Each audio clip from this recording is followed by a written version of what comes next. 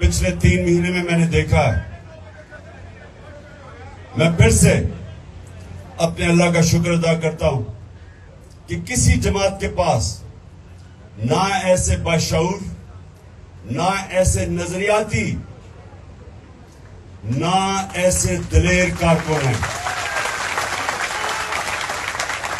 और इंशाअल्लाह अगले आने वाले दिनों में 26 तारीख तक, आज ईद मिलन से शुरू होगा, हम अपना जश्न भी बनाएंगे, खुशियां मनाएंगे। और मैं हर रोज शाम को जिन कारकुनों ने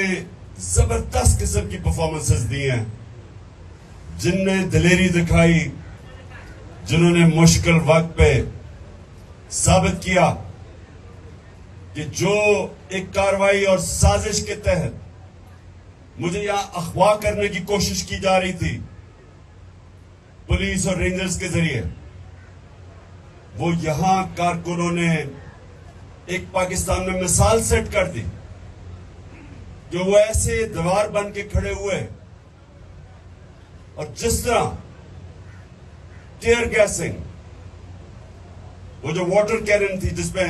उन्होंने केमिकल डाला हुआ था, फिर उन्होंने वो पैलेट